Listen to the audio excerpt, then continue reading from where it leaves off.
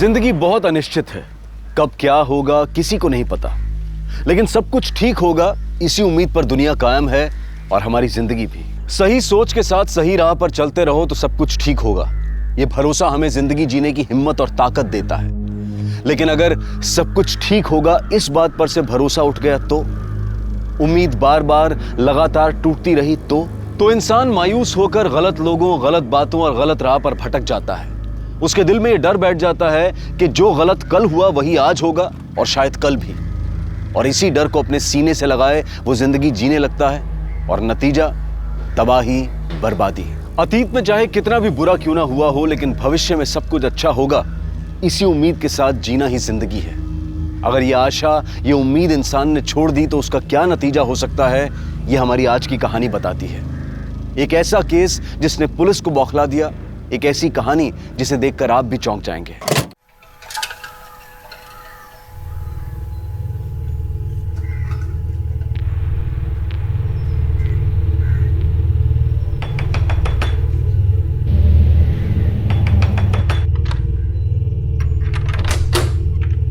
क्या है?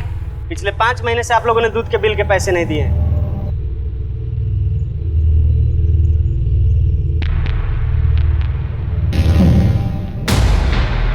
अरे दरवाजा खोलो। अजय, अजय, माँ जी कहाँ? अरे ये कोई तरीका थोड़ी, हटिए। अरे माँ जी को बुलाइए, पैसा दीजिए, माँ को बुलाइए। आपका पैसा मिल जाएगा, आप बाहर चलिए। अरे 5 महीना हो गया, अभी तक पैसा नहीं मिला। पैसा चाहिए, पैसा चाहिए, पैसा चाहिए। अरे एक मिनट, अरे बबीता, अरे माँ, पैसा दो मेरा। ए, क्या कर रहा है? हाँ? क्या कर रहा है? कितने पैसे तेरे? हाँ, बोल। 5 महीने का 6,000 रुपए। पकड़, निकल यहाँ से। उठा पैसे। कल से मैं इधर दूध देने नहीं आऊंगा। चल भाग। छोड़ूंगा नहीं मैं किसी को। हे भगवान। बिल देने में क्या दिक्कत है तुम्हें? इतने से पैसे के लिए ये सब मतलब? मैंने क्या किया?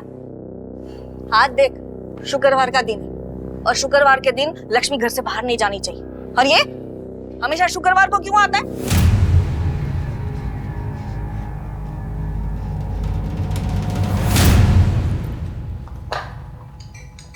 ये लो, टिफिन रेडी नहीं अभी तक। पता नहीं घर में करते क्या है लोग। मैं भी काम ही कर रही हूँ, तुम्हारी तरह यहाँ घूमती नहीं रहती। काम है मेरा वो। टिफिन दे रही हो या जाऊं? नौकरानी नहीं हूँ तुम्हारी, तमीज से बात करो। तभी से बात करने की औकात है तुम्हारी? तुम्हारी है? हाँ, बस सारी धौंस माँ और बहन पर दिखाओ, है ना? बीवी के सामने इतनी अकड़ दिखाई होती ना तो भागती नहीं वो। अच्छा, तो तुमने कौन सा संभाला अपने पति को? बढ़िया नसीहत देने वाली। भैया, अरे दीदी, आप दोनों चुप हो जाइए। मैं आ गया हूँ, मैं टिफिन पैक कर देता हूँ। और हो सके तो समझाओ माँ को। रोज झगड़ा करते थे किसी न किसी के साथ। परेशान हो गया हूं मैं, और ये सब ऐसे ही चलता रहा ना तो पागल खाने भेजना पड़ेगा उनको। मैं नहीं बात करती किसी से, कि पकड़ो अपना टिफिन और जाओ।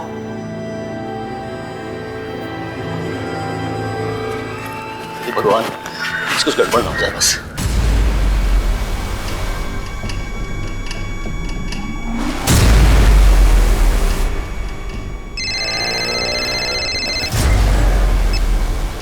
हेलो, हाँ मैं आज बात करता हूँ जुगल से। हाँ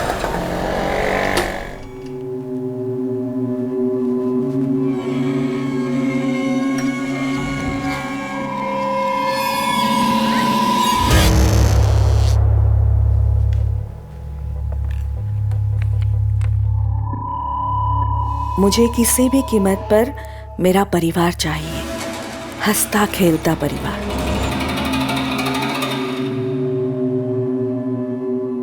माँ, ये क्या लिखती रहती हो आप? गरम है तो? हाँ, जा।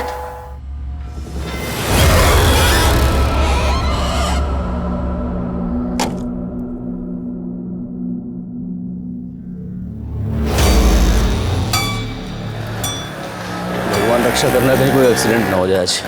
चल भाई।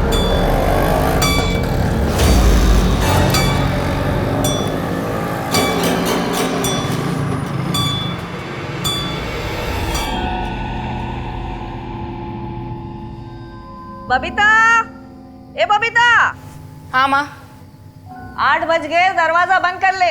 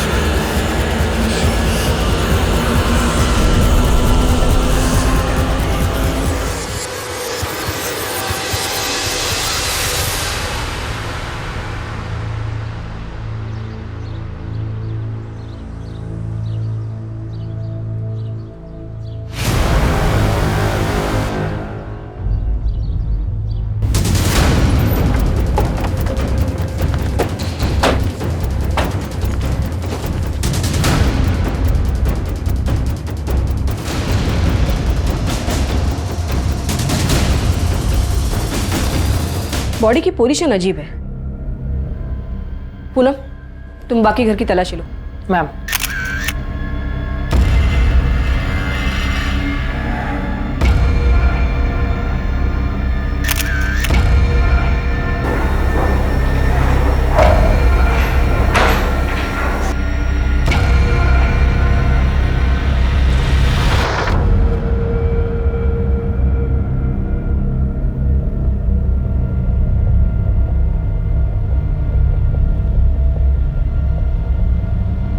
इस कमरे की खिड़की खुली हुई क्यों थी? जुगल भैया अक्सर देर से आते हैं तो उनके लिए खिड़की खुली रखनी पड़ती थी। माँ की वजह से शाम 8 बजे घर के सारे दरवाजे बंद हो जाते हैं। इस उम्र में उन्हें डर लगता है कि कहीं कोई आकर उन्हें कुछ करना दे। किस किस को पता था कि जुगल रात को खिड़की से आना जाना करता है? मैं और माँ के सिवाय राजेंद्र को पता था। राजेंद्र हमारे घर के और बाहर के सारे काम करता है और सुबह सबसे पहले उसने ही जुगल भैया को देखा था।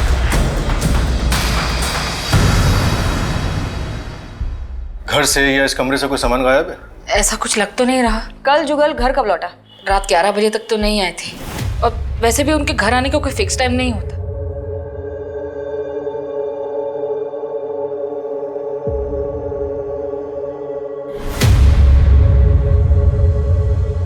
नहीं, आप किसी भी चीज को हाथ मत लगाइए। आशुतोष, बॉडी को पोस्टमार्टम के लिए भेज दो और ये खाने और शराब के सैंपल्स को फॉरेंसिक लैब में।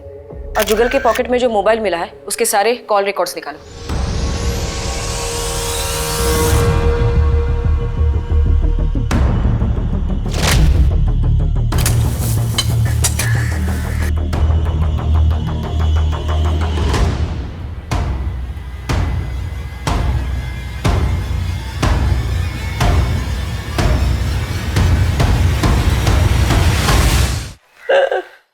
जुगल के अक्सर पीकर आता था?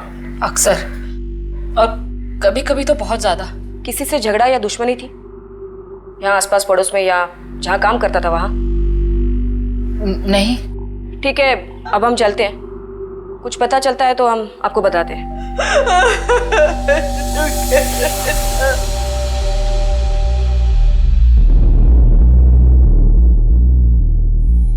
पूनम, विजय, तुम दोनों यहाँ गार्डन और आसपास में देखो, कहीं कोई सुराग या निशान है क्या? बॉडी घसीटने का कोई निशान मिल रहा है क्या, वो भी देखो। Yes ma'am. आशुतोष, पहले हमें ये पता करना है कि जुगल के घर आने से पहले उसके साथ क्या क्या हुआ। मतलब वो कहाँ से आ रहा था, क्या बताया उसकी बहन ने, कहाँ काम करता था वो? रीजन टेलीकॉम में काम करता था। हम वही चलते हैं।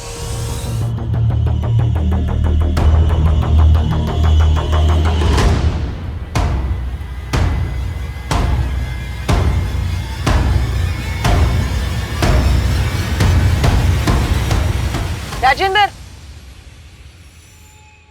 जी मैडम। ये क्या है? देखो, इस एरिया में इस टावर की काफी रेंज है। ये एरिया में ज्यादा जरूरत नहीं है तो। राजेश शर्मा, तुम्हारे ऑफिस से पता चला कि तुम यहाँ हो। तुमसे जुगल के बारे में कुछ बात करनी थी। मतलब जुगल को सचमुच कुछ हो गया क्या? तुम्हारा मतलब? नहीं, मतलब वो हमेशा मुझसे कहता था कि मुझे बचा लेना, मुझे अगर कुछ हो जाए तो। ऐसा क्यों बोलता था वो? जब से उसकी बीवी निकिता उसे छोड़कर गई है तब से पूरी तरह से हिल गया है वो। बहुत दारू पीने लगा था, बहुत अजीब हो गया था मैडम। तुम दोनों रोज पीते थे? कभी कभी। तो क्या कल भी तुम उसके साथ थे? हाँ। आज पूछूंगा उससे, उसने क्यों किया मेरे साथ ऐसा। अरे मुझे छोड़कर चली गई, वो गई तो मेरा छलक चला गया, सब कुछ बर्बाद हो गया। और गई तो गई ना, इतना जलील करके गई कि उसने ठीक नहीं किया। राजेश तू मुझे लेकर चल उसके पास, मैं पूछूंगा उससे उसने क्यों किया ऐसा। चल अभी तू मेरे जुगल वो चली गई है मैडम। मैंने उसे कितने बार समझाया कि छोड़ दे, वो चली गई है, बंद कर दे दारू पीना, लेकिन वो मेरी बात मानता ही नहीं था। तो क्या वो कल भी निकिता से मिलने गया था? पता नहीं सर, मैंने तो रात को 11:30 बजे उसे रोज की तरह पास वाले चौराहे पे छोड़ दिया था।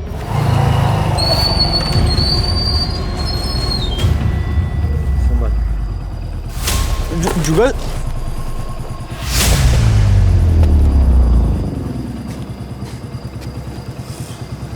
टेंशन मत ले, मैं चला जाऊंगा।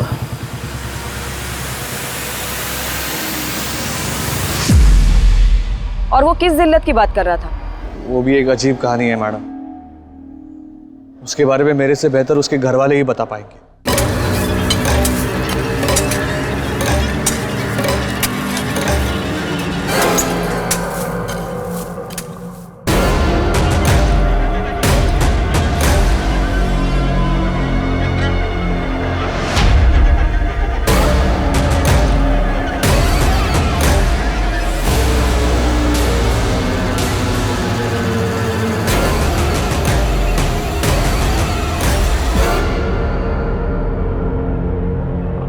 तुमने दफनाया इस कुत्ते को? जी मैडम। कब दफनाया था? मैडम ये 3 दिन पहले मुझे कुएं में मरा हुआ मिला था।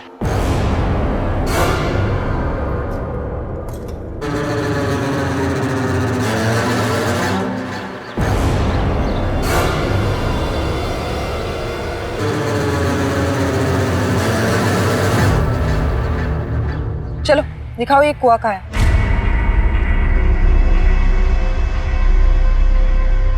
इसी कुएं से निकाला था मैंने। घर वालों को इसके बारे में कुछ पता है? तुमने बताया कुछ उन्हें?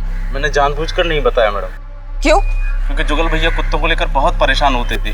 अगर ये बात उनको पता चलती तो वो गोपाल अय्यर से बहुत झगड़ा करते। गोपाल अय्यर? ये कौन है? हमारे पास ही रहते हैं मैडम। उनको कुत्तों से बड़ा प्यार है, वो कुत्तों को कहीं भी खाना खिलाने लग जाते हैं, यहाँ तक कि हमारे घर के बाहर भी। अय्यर साहब कितनी बार बोला है आपसे यहाँ पर कुत्तों को खाना मत खिलाया करो, आपको बात समझ में नहीं आ रही है? अरे परेशान करके रखा हुआ है। अय्यर साहब आपसे बात कर रहा हूँ, मेरी बात सुन रहे हैं आप? क्या सुनेगा तुम्हारा बात? हा?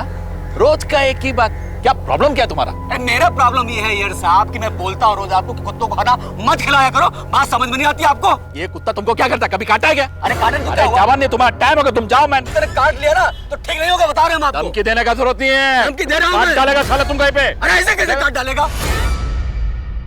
इस झगड़े के बारे में और किसी को कुछ पता था? सभी को तो पता था मैडम। उसी ने सब कुछ बर्बाद कर दिया। हमारा हरा भरा परिवार था, सब खराब करके चलती बनी। एक वो और एक सूरज, दोनों की दोनों घटिया और नीच लोग। सूरज कौन? मेरा पति। नारायणं निराकारं नरवीर नरोत्तमं नरसिंहं नागनाथं च तम वंदे नरकांतकम। बोलो श्री सत्यनारायण भगवान की जय। अब ये प्रसाद सब में बांट दीजिए। रुकिए, सूरज जी कहाँ हैं? अरे बबीता, जाओ अपने पति को जल्दी बुला के लाओ। 1 मिनट, मैं बुला के लेके आती हूँ। सूरज जी, सूरज। आ रहा हूँ।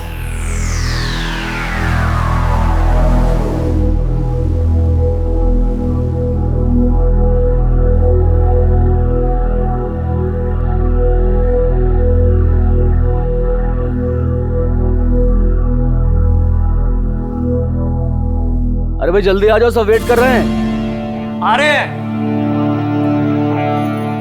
बबीता, टॉवल देना। बबीता,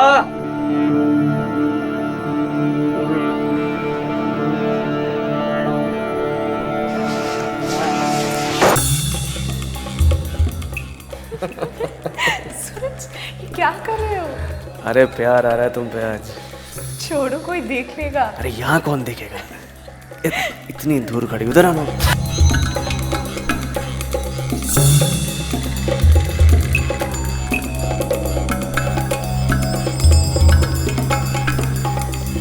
लेकिन जब माँ ने उन दोनों से पूछा तो दोनों ने साफ इनकार कर दिया। क्या बंद कर दे?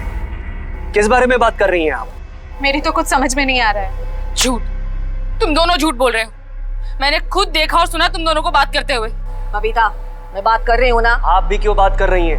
हमारी इज्जत का तो ख्याल करिए। निकिता भाभी के बारे में सोचिए, शर्म आनी चाहिए आप लोगों को। अच्छा, तुम्हारे कहने का मतलब ये है कि तुम दोनों के बीच कुछ नहीं चल रहा। आपकी कसम, भगवान की कसम, ऐसा कुछ भी नहीं है। ठीक है, इस बात को यही खत्म करते हैं। परिवार की शांति बिगड़नी नहीं चाहिए, याद रखना। लेकिन फिर उसी दिन दोनों खुलेआम बिना शर्म के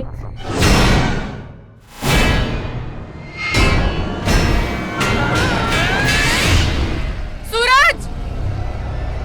सूरज! क्या तुमने अपने पति को ढूंढने की कोशिश नहीं की? नहीं, मैंने सूरज को डिवोर्स दे दिया था। तो सूरज उस घर में घर जमाई बन के रह रहा था? हाँ, उन दिनों सूरज का काम घाटे में चल रहा था, इसीलिए कुछ दिनों के लिए हम माँ के यहाँ शिफ्ट हो गए थे। सूरज ने मुझसे कहा था कि उसे जल्दी एक बड़ा ऑर्डर मिल जाएगा और फिर हम अपने घर में शिफ्ट हो जाएंगे। फिर उसके बाद आपकी तरह जुगल ने भी निकिता को डिवोर्स दे दिया? नहीं, उसने मना कर दिया था।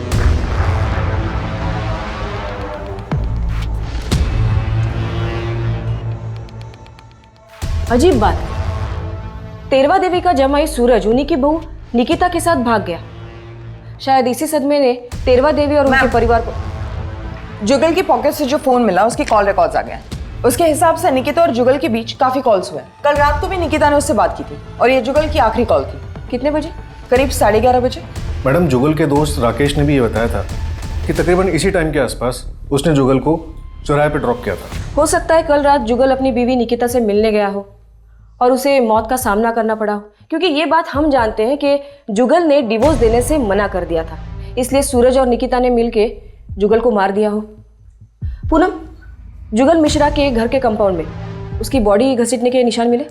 नहीं मैम, लेकिन एक अजीब बात सामने आई है। उनके घर के नौकर राजेंद्र को एक कुत्ते की लाश मिली जो उसने दफनाई। घर वालों में से किसी को नहीं बताया और उसका कहना है कि उसके घर के पास रहने वाले गोपाल अय्यर का जुगल से झगड़ा न हो, इसलिए उसने ये बात किसी को नहीं बताई। यहाँ इस केस में सब अजीब है। वो बुजुर्ग माँ, उनके जमाई और बहू, नौकर राजेंद्र और अब ये गोपाल अय्यर। इस गोपाल अय्यर की कुंडली निकालो, पता करो कि कल रात वो कहाँ था, और ये सूरज और निकिता के बारे में पूछताछ करो। वैसे ही आप अर्जुन की भी करोगे ना? क्या मेघा की माँ, नैना की शादी का तो कोई मुकाबला ही नहीं हो सकता। ओ भाई, बस हो गया। मैं अपने अर्जुन और जूही की शादी ऐसे करूंगी कि देखती रह जाओगी, आंखें फट जाएंगी, लाखों में एक। कौन है? माँ कौन है? माँ कौन है? माँ, माँ कौन है? मैं हूँ बबीता। बबीता, वो आया? वो नहीं आया। ऐसे कैसे? तूने उसे जुगल के बारे में बताया था ना? अब उसे आना ही होगा, अब आना ही होगा उसे।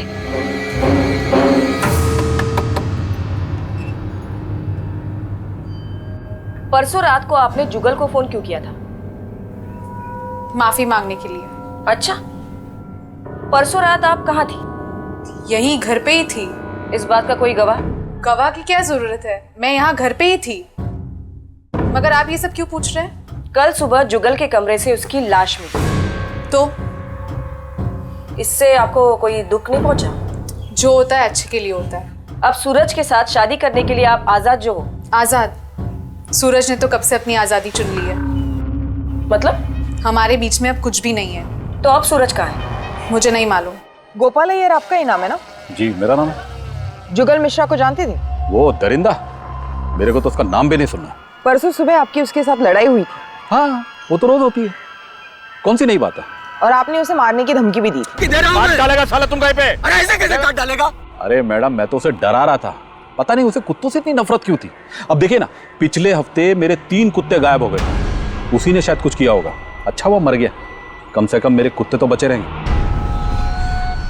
परसों शाम को और रात को आप कहाँ थे? जी, मैं घर पे था, पूरी रात घर पे था। आपको चाहिए तो मेरी बीवी से पूछो। लेकिन आप लोग ये सब मुझसे क्यों पूछ रहे हैं? आपको क्या लगता है मैंने कुछ किया?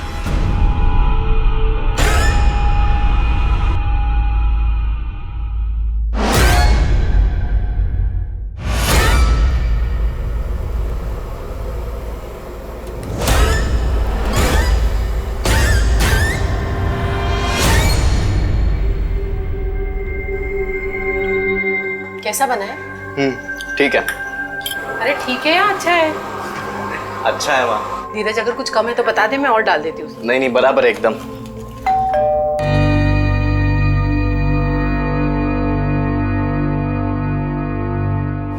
धीरज बेटा, कितना बड़ा हो गया है तू। 5 साल हो गए तुझे देखे। अरे अपनी दादी और बुआ को अंदर नहीं बुलाएगा? आ जाइए। बबीता, टिफिन ला। धीरज बेटा आ जा, इधर आ जा, खाए। कौन है धीरज? धीरज, आप दोनों से मैंने साफ साफ कहा है कि आपसे हमारा कोई लेना देना नहीं है। सुनाई नहीं दे रहा आपको? इज्जत से निकल जाइए वरना धक्के मार के निकलवाऊंगी। अरे ले धीरज बेटा, ले बेटा, ले। अरे मेरे हाथ का बना घर का ताजा खाना है और सब कुछ इसकी पसंद का है। धीरज, इनके हाथ का बना कुछ मत खाना। क्या नहीं खाने थे उससे, कुछ नहीं होगा उससे। हाँ? फिर भी वो नहीं खाएगा। बबीता खाइए, खा खा, ताकि उसको पता चले कि इसमें मैंने जहर नहीं डाला है। देख देखा? और सुन, धीरज मेरा पोता है, वो मेरे घर में रहना चाहिए, मेरे साथ। धीरज उस घर में कभी नहीं जाएगा। उस घर में एक भी मर्द जिंदा नहीं रहता है। अब तो जुगल को भी खा गए आप लोग। याद रखता नहीं, बहुत पछताएगी तू। निकलिए।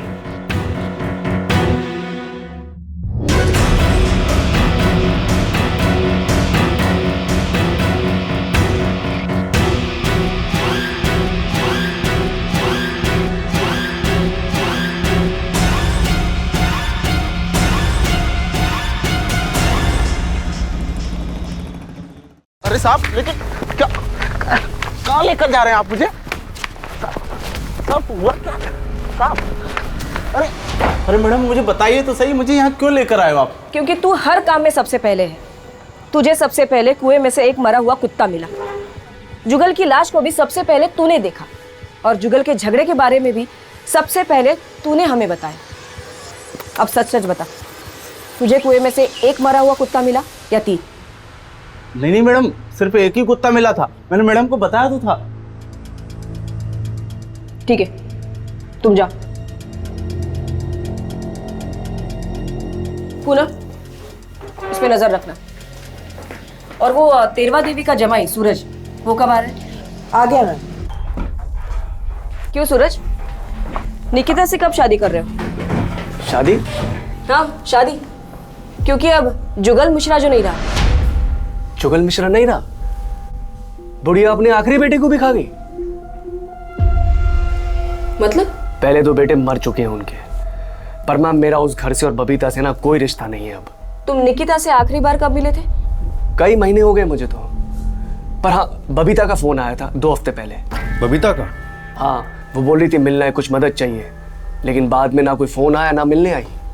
ठीक है।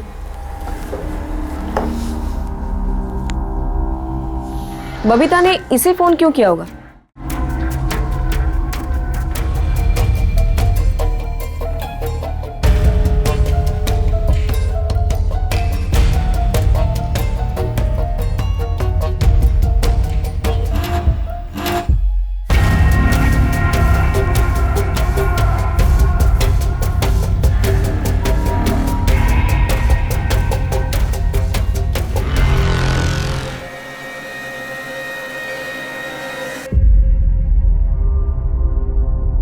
बबीता से मिलना है। वो तो घर पर नहीं है। कहाँ चली गई वो? मंदिर गई है, वो देर से लौटेगी। आपने बताया नहीं कि जुगल के और 2 भाई भी थे? जुगल की मौत के बाद हमने काफी लोगों से पूछताछ की। सबका यही कहना है कि इस घर के मर्द जिंदा नहीं बचते। ऐसा क्यों? पता नहीं है, हमारे ये घर के मर्दों को क्या हो जाता। कोई रहना ही नहीं चाहता इसका। मेरा बड़ा बेटा युवराज 14 साल की उम्र में ही बीमारी की वजह से मर गया और दूसरा बेटा गिरिजेश, उसका एक्सीडेंट हो गया।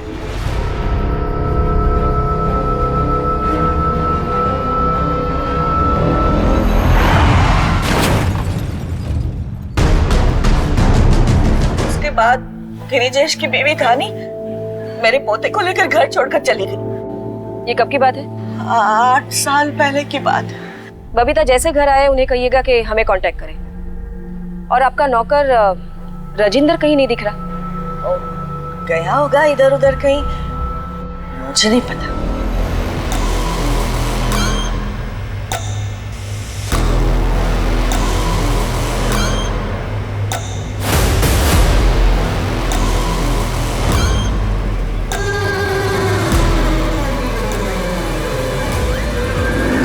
नमस्ते सर।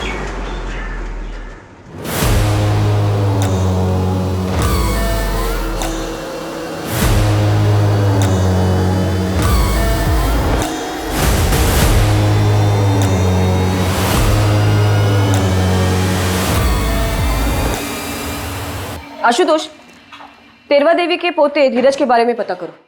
तेरवा देवी चाहती थी कि उनका पोता धीरज वापस घर लौटे। शायद इसी बात में जुगल की मौत का राज छिपा हो। और मैडम, ये गिरिजेश की मौत क्या वाकई में एक एक्सीडेंट थी या फिर इसमें भी कुछ और था? आशुतोष, ये 8 साल पहले की बात है। मान लिया जाए कि गिरिजेश की मौत एक एक्सीडेंट से हुई हो और इसी बात का तेरवा देवी को सदमा पहुंचा हो और वो वहमी बन गई हो। मैं खुद एक माँ हूँ और बच्चे खोने का गम मैं समझ सकती हूँ, लेकिन ऐसा भी हो सकता है कि तेरवा देवी के वहम के हिसाब से वो चाहती हो कि उनका तीसरा बेटा भी मर जाए लेकिन पोता बचे और इसकी वजह से उनकी घर की खुशहाली वापस लौटे। और साथ ही हम तेरवा देवी की बेटी बबीता, दामाद सूरज, बहू निकिता, पड़ोसी गोपाल अय्यर और नौकर राजेंद्र को नजरअंदाज नहीं कर सकते। 35 वर्षीय जुगल तेरवा देवी का बचा हुआ इकलौता बेटा, लेकिन अब वो भी मर चुका था। लेकिन पुलिस का यह शक कि जुगल की हत्या हुई है काफी ठोस था और शक के दायरे में जुगल की पत्नी निकिता, जुगल की बहन बबीता कुमारी और बबीता का पति सूरज थे। क्या इनके अलावा कोई और भी था जो जुगल की जान ले सकता था? और इस हत्या की वजह क्या थी? जुगल एक नशेबाज, हारा हुआ इंसान था। उसे मारकर किसी को क्या मिलने वाला था? पुलिस कोशिश कर रही थी लेकिन उन्हें कोई रास्ता नजर नहीं आ रहा था। और उसी वक्त पुलिस के पास एक ऐसी खबर आई जिसकी वजह से ये केस उल्टी दिशा में घूम गया। और जैसा कहना मैडम, मैं धीरज मिश्रा हूँ, तेरवा देवी मिश्रा का पोता। कल शाम से मेरी दादी और बुआ गायब है, उनका फोन भी बंद आ रहा है। दादी और बुआ घर पे नहीं है? नहीं, वो कल शाम को निकले थे, अभी तक वापस नहीं आए। लेकिन मुझे तो आज घर आने कहा था उन्होंने। कल शाम को उनके जाने के बाद अगर वो वापस घर नहीं लौटे तो तुमने हमें आके क्यों नहीं बताया? और आखिरी बार कब और कहाँ देखा था उनको? मैडम, कल शाम को उन्हें कहीं बाहर जाना था तो उनके लिए ऑटो मैं ही लेकर आया था।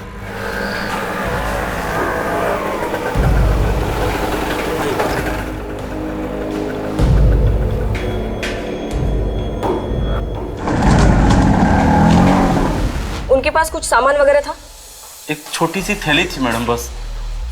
ठीक है, उनके बारे में अगर कुछ पता चलता है तो हम तुम्हें बताते हैं। जी मैडम।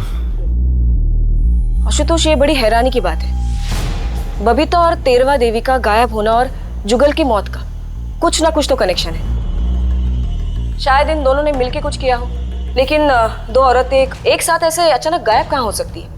और वो ज्यादा घर से बाहर निकलती भी नहीं थी। खैर, इन दोनों की फोटोज शहर के सारे पुलिस स्टेशन में सर्कुलेट कर दो।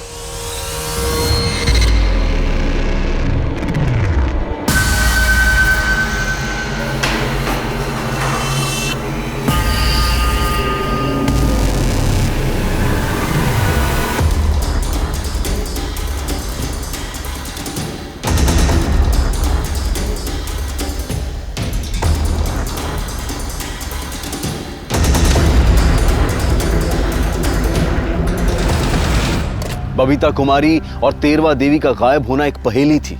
उनके दुश्मन तो काफी थे, लेकिन उनमें से कौन उन दोनों को गायब कर सकता था, इस बारे में पुलिस उलझन में थी। और तभी एक बार फिर से इस केस ने रुख बदला। मैडम, जुगल मिश्रा की पोस्टमार्टम रिपोर्ट। इस रिपोर्ट के मुताबिक जुगल की मौत अल्कोहल ओवरडोज की वजह से हुई थी। ज़्यादा शराब पीने की वजह से उसे वॉमिट सेंसेशन हुआ जो उसके विंड पाइप में अटक गया। और वो सांस नहीं ले पाया।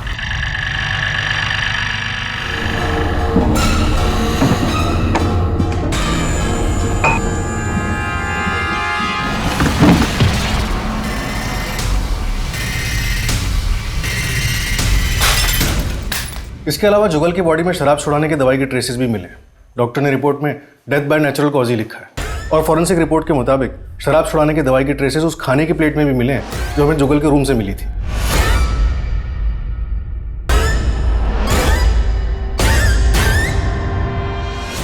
लेकिन अब सवाल ये उठता है कि अगर जुगल की हत्या नहीं हुई थी तो तेरवा देवी और बबीता भागे क्यों? इन दोनों के भागने के पीछे जरूर कोई कारण होगा, या फिर ये भी हो सकता है कि इन दोनों के साथ भी कोई हादसा हुआ हो। मैम, बबीता और तेरवा के फोन रिकॉर्ड्स, तेरवा के फोन रिकॉर्ड्स में कुछ खास हाथ नहीं लगा, लेकिन बबीता की राजेश शर्मा के साथ अक्सर फोन पे बातें होती थी। राजेश शर्मा कौन? वो जुगल का दोस्त?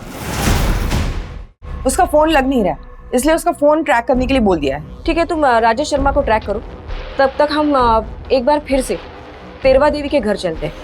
शायद वो घर वापस लौटी है। ये घर देख रहे हो तुम लोग, ये घर भी मेरा है, कुछ टाइम में मेरे ही नाम पे हो जाएगा। अरे पैसे बहुत है, टेंशन नहीं है कुछ भी। अपना जो भी हिसाब है ना वो ले दे के खत्म कर देंगे, उसके बाद भाई भाई बैठेंगे, पार्टी करेंगे आराम से। क्या बोलते हो?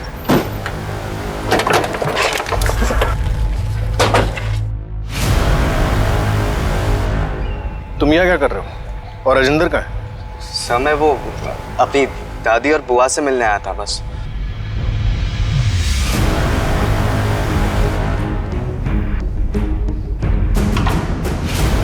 ये राजेश शर्मा का ही घर है ना? हम राजेश का है? पता नहीं मैडम, उसे हमने कहीं बाहर जाते हुए देखा वहाँ।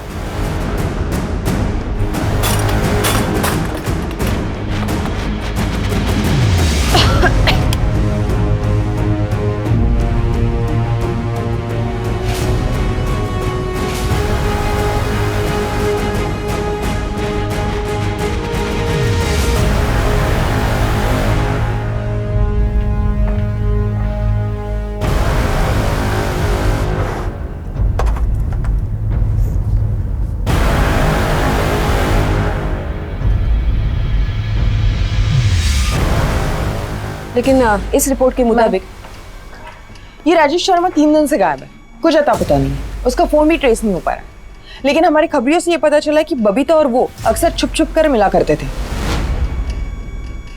ये केस उलझता ही जा रहा है। कहीं ये राजेश तेरवा देवी और बबीता के साथ मिलकर कुछ साजिश तो नहीं कर रहा? मैडम, ये भी तो हो सकता है कि बबीता और राजेश के रिश्ते को जुगल और तेरवा देवी का विरोध था, इसलिए जुगल की मौत के बाद उन्होंने तेरवा देवी को अपने रास्ते से हटा दिया। फिर ये बबीता क्यों गायब है? और वो उनका नौकर राजेंद्र, वो कहाँ चला गया?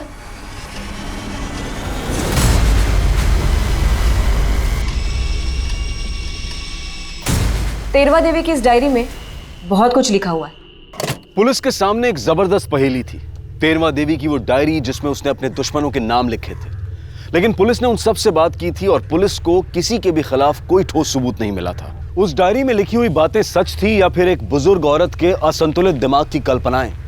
क्या यह डायरी पुलिस को अपनी मंजिल तक ले जाने वाली थी या फिर यह डायरी उन्हें गुमराह करने वाली थी? अगर कभी मुझे कुछ हो जाए तो उसके जिम्मेदार ये लोग होंगे।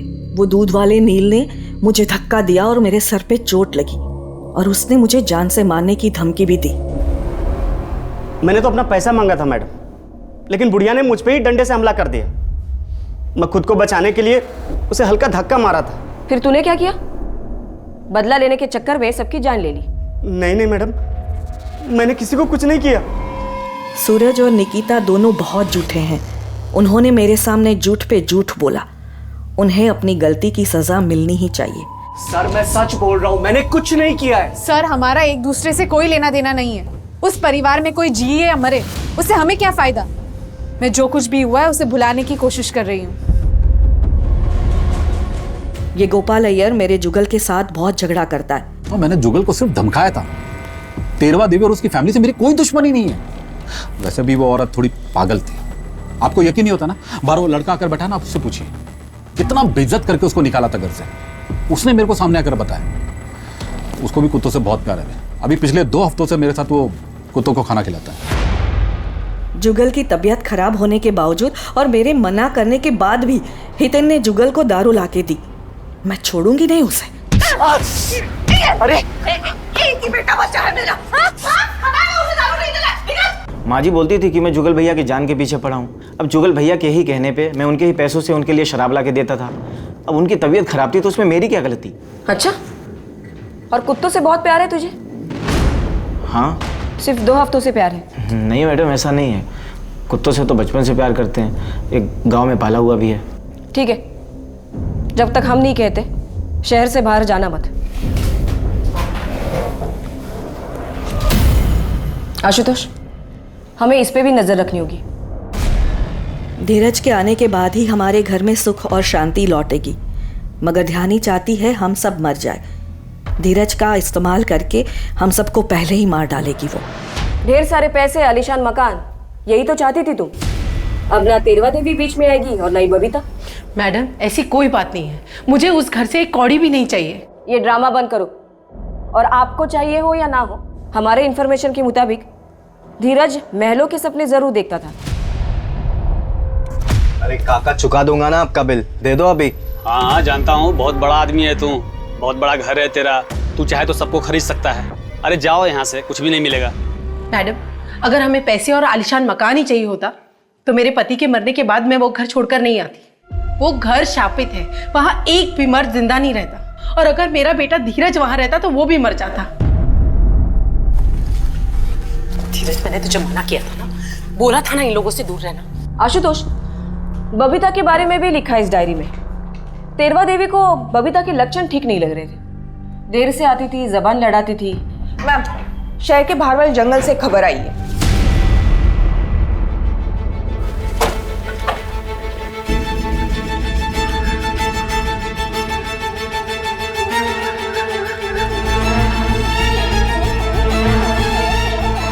लाश पे घाव का निशान काफी भारी और गहरा है। लगता है किसी ने बहुत बेरहमी से मारा है इसे। इस केस की शुरुआत जुगल की मौत से हुई थी, तब हमें लगा था कि हत्या है, पर ऐसा था नहीं। और अब जुगल की माँ तेरवा देवी गायब है और बहन बबीता की लाश मिली है। बबीता इनमें से अहम कड़ी थी, अब वो भी टूट चुकी है। तेरवा देवी गायब है और नौकर राजेंद्र, अभी तक उसकी कोई खबर नहीं। मैडम, उसकी डायरी से हमें उसकी दुनिया के बारे में पता चला था। उसकी डायरी में मौजूद लोग उसकी दुनिया में बसते थे और उसी दुनिया में से किसी ने शायद ये कांड किया। लेकिन अब सवाल ये है कि तेरवा देवी की दुनिया में बसने वाला वो कौन व्यक्ति है जिसने सब कुछ किया। इतने दिनों से ढूंढ रहे हैं तुझे, ना तेरा फोन लग रहा है, ना किसी को बताया कि तू कहाँ था। गाँव गया था, वहाँ पर नेटवर्क नहीं था। बबीता से क्या रिश्ता है तुम्हारा? प्यार करते थे हम एक दूसरे से। तो उसे मारा क्यों? मैं उसे क्यों मारूंगा मैडम? हम दोनों एक दूसरे से प्यार करते थे और जिस दिन जुगल की हत्या हुई उस दिन मैं उसे सब सच बताने वाला था कि मैं और बबीता शादी करने वाले हैं। लेकिन उस दिन जुगल निकिता को लेकर बहुत परेशान था, इसीलिए मैंने उसे कुछ कहा नहीं। और फिर अगले दिन पता चला कि जुगल की मौत हो गई। अरे मैं तो गांव जाने से पहले उसे मिला भी था। वो और तेरवा देवी कोई चंद्रपाल बाबा को मिलने जाने वाले थे।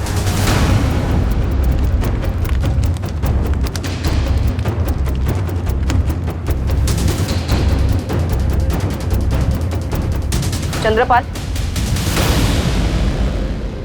ये बबीता और ये तेरवा देवी, क्या ये 2 औरतें तुमसे मिलने आई थी? हाँ आई थी। इन्हें अपना पोता वापस चाहिए था। ये बता रही थी कि इनके परिवार पर शाप का साया है। उसी से मुक्ति के लिए उन्होंने अनुष्ठान किया और वापस चली गई।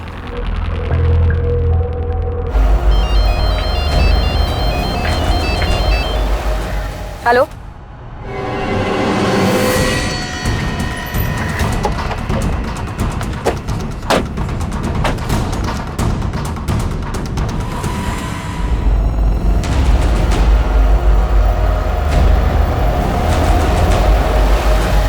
हमें आप लोगों के सीनियर से बात करनी है। हमने कुछ नहीं किया। आप लोग शांत रहिए, पुलिस स्टेशन। मैम, आपकी टीम हमें जबरदस्ती लेकर आई है। किस लिए?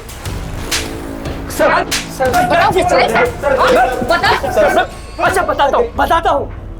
मैं भी हरिओम चंद्रपाल बाबा का भक्त था।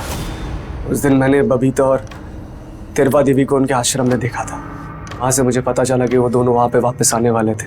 तब मैंने हितेन को याद किया। हितेन को पहले ही तेरवा देवी से नफरत थी। ये रिक्शा चलाता है।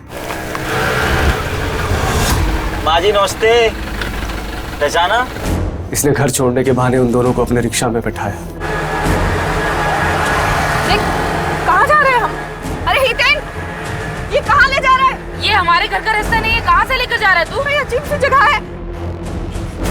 कहाँ लेकर आया तू? कितने बार बोला तेरे को? क्या लेकिन ये सब करके तुम दोनों को क्या हासिल होने वाला था? क्या तुम तेरवा देवी से कुछ साइन करवाना चाहते थे? मैम हमें तो बाद में मिलता, पहले तो उसे हासिल होने वाला था। किसे?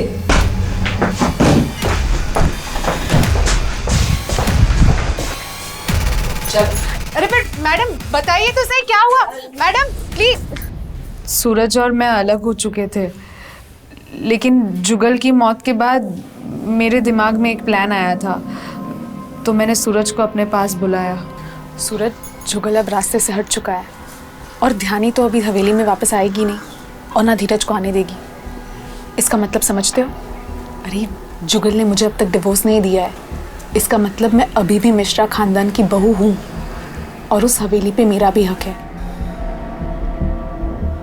मगर बबीता और बुढ़िया, उसका क्या? और इसलिए तुमने बबीता को इतनी बेरहमी से मारा? तेरवा देवी एक बुजुर्ग औरत थी जो अपने परिवार को जोड़कर रखना चाहती थी। वो चाहती थी कि उसका परिवार एक ही छत के नीचे सुख और शांति के साथ रहे, लेकिन वो हो ना सका और नतीजा उसका भरोसा, उसकी उम्मीद टूट गई। जिंदगी के इस अनिश्चित पहलू ने तेरवा देवी को इस कदर तितर बितर कर दिया कि वो तंत्र मंत्र और तांत्रिक की झूठी बातों पर भरोसा करने लगी। उसका विश्वास ऐसी बातों पर बैठ गया जहां पर सिर्फ फरेब और मक्कारी थी, और था तेरवा देवी के बचे खुचे कुटुंब का अंत। तेरवा देवी अकेली थी, उम्र ढल गई थी, कमजोर थी, और राजेंद्र, निकिता और सूरज ने इस बात का फायदा उठाया। कठिन समय में तेरवा देवी कमजोर पड़ गई और अपनी जिंदगी से हाथ धो बैठी। कठिन समय हर किसी की जिंदगी में आता है और इसी कठिन समय में सबसे ज्यादा शक्ति की जरूरत होती है। हम ये प्रार्थना करते हैं, उम्मीद करते हैं कि ये शक्ति हम सबको मिले। देखते हैं हमारे आज के एपिसोड की दूसरी कहानी।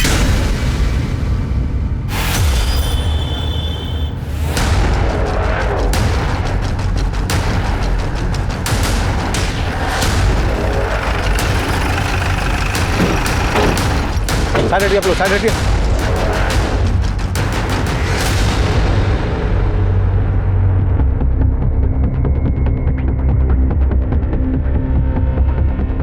मिश्रा सर, आसपास देखो, इस औरत की कोई आईडी प्रूफ या मर्डर वेपन मिलता है तो। Okay sir. शुक्ला सर। आप लोगों में से किसी ने कुछ देखा? नहीं सर। इस औरत को जानते हो आप लोग? यहीं की है या कहीं और की है? मालूम है सर। ये औरत शायद प्रेग्नेंट थी और बाकी बॉडी पे घसीटने के अलावा और कोई चोट के निशान नहीं है सर। घाव और बॉडी की कंडीशन को देखकर ये लग रहा है कि ये मर्डर पिछले 24 घंटे के अंदर हुआ है। सर शायद चेहरा इसीलिए बिगाड़ा गया है ताकि इसकी पहचान ना हो सके। लेकिन शुक्ला कोई किसी औरत का इस तरह से पेट चीट कर बच्चा क्यों निकालेगा? क्या मकसद हो सकता है उसका? दुश्मनी या बदला? एक काम करो, आसपास और अच्छी तरह से चेक करो, शायद इसके बच्चे को कहीं आसपास ही फेंका हो।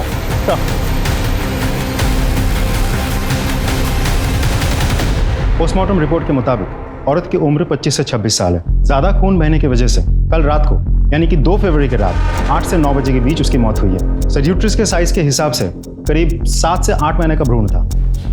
मतलब कि बच्चे को जन्म से पहले उस औरत का पेट काटकर बाहर निकाला गया।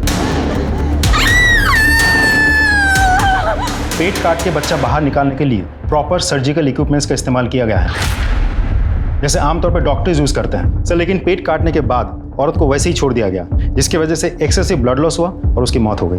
शुक्ला, या तो ये किसी नौसीखे का काम लगता है या फिर इस केस के पीछे 2 कारण हो सकते हैं, इलीगल अबॉर्शन और इलीगल डिलीवरी।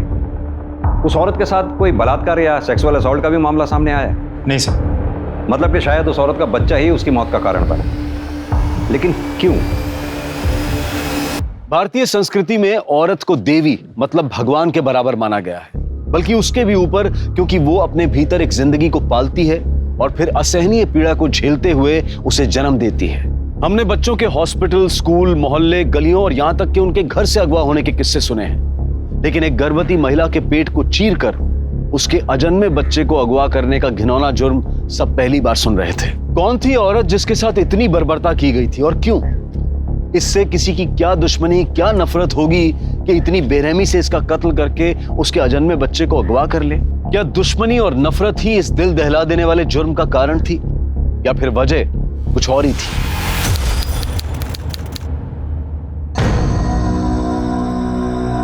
इंस्पेक्टर साहब कहाँ हैं? बहुत जरूरी काम है उनसे। कहाँ है इंस्पेक्टर साहब? सिग्नेचर मैंने ले लिया। सर हमें एक रिपोर्ट लिखवानी है। मेरी बीवी कल सुबह से लापता है। सब्जी लेने के लिए मार्केट गई थी सर, अभी तक वो वापस नहीं आई। हर जगह पता किया, सब जगह ढूंढा सर, और तो और उसका फोन भी ऑफ आ रहा है सर। कहीं ऐसा तो नहीं वो अपने मायके चली गई हो? नहीं सर, वो वहां नहीं गई, मैंने वहां भी पता करा है सर। उसकी कोई फोटो वगैरह? उनका किसी के साथ कोई झगड़ा, कोई दुश्मनी? नहीं सर, ऐसा कुछ भी नहीं है। बहुत सिंपल लोग हैं सर हम। आपसे ये किसने कहा कि सिंपल लोगों की किसी से कोई दुश्मनी या झगड़ा नहीं होता? ये भी तो हो सकता है वो अपनी मर्जी से कहीं चली गई, उसकी किसी से कोई दोस्ती या अफेयर वगैरह। सर कैसी बातें कर रहे हैं आप? सर वो ऐसी नहीं है, मेरी बीवी है, वो 7 महीने की प्रेग्नेंट है सर। 2 महीने में हमारा बच्चा होने वाला है। शुक्ला, इनकी पत्नी की डिटेल्स ले लो और छानबीन शुरू कर दो। इनकी पत्नी की फोटोग्राफ्स मार्केट में सब जगह सर्कुलेट करवा दो। लोकेशन रिकॉर्ड, कॉल रिकॉर्ड सब निकलवाओ। देखो शायद किसी ने कुछ देखा हो। चलो अब आइए मेरे साथ।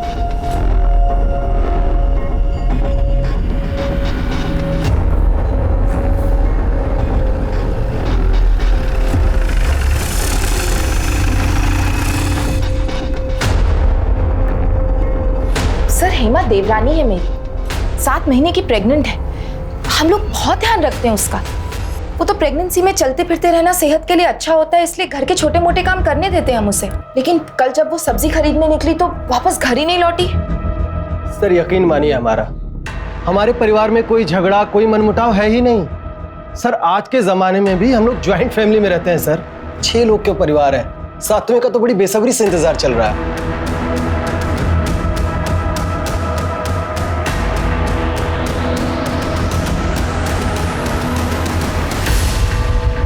सर हमने हेमा की फैमिली, आस पड़ोस के मार्केट, हर जगह पूछताछ की है, लेकिन कहीं से कोई सुराग नहीं मिला। मार्केट के किसी भी सीसीटीवी फुटेज में वो दिख नहीं रही। उसका फोन भी घर से बाहर स्विच ऑफ हुआ है। मैंने कॉल रिकॉर्ड्स खुद चेक किए हैं, ज्यादातर घर वालों के ही नंबर्स हैं। और फिरौती के पैसों के लिए भी अभी तक कोई फोन नहीं आया। पॉसिबल है कि ये किडनैपिंग का केस ही ना हो। अब सवाल ये उठता है कि हेमा गई तो गई कहाँ? क्या अपनी मर्जी से कहीं चली गई?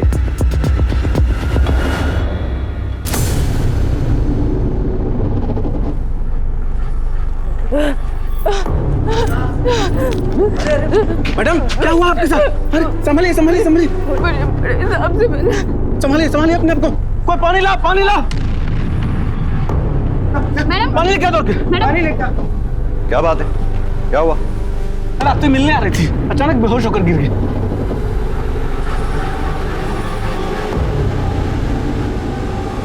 हेमा?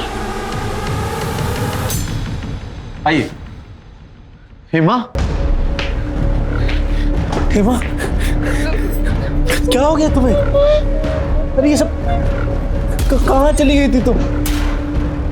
मैंने उनको रोकने की बहुत कोशिश की,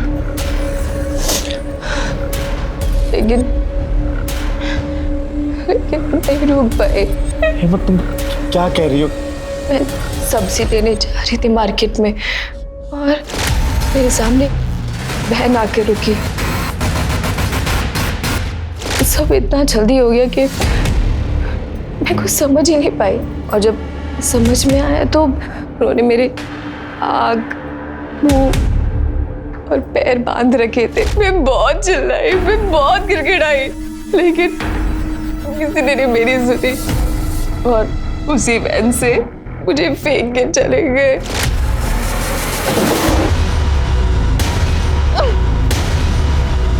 मैं बहुत मुश्किल से यहाँ तक पहुंची हूँ।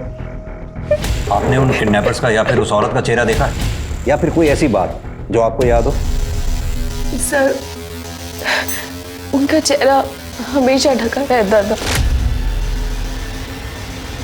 सर प्लीज मैं आपके हाथ जोड़ती हूँ, प्लीज मेरा बच्चा वापस ला दो।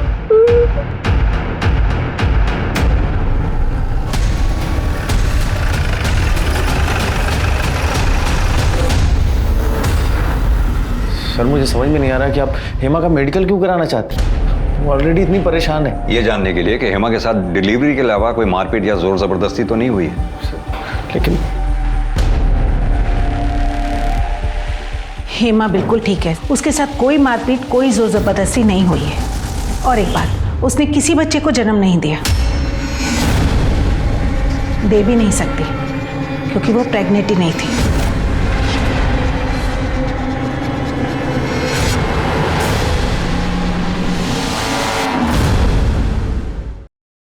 सर राजेश भैया की 2 बेटियां हैं, वो बेटा नहीं दे पाए। अब सबकी उम्मीदें हमसे हैं कि हम खानदान को एक बेटा एक वारिस देंगे। सर हम तो बहुत कोशिश करते थे, लेकिन मैं कभी प्रेग्नेंट हो ही नहीं पाई।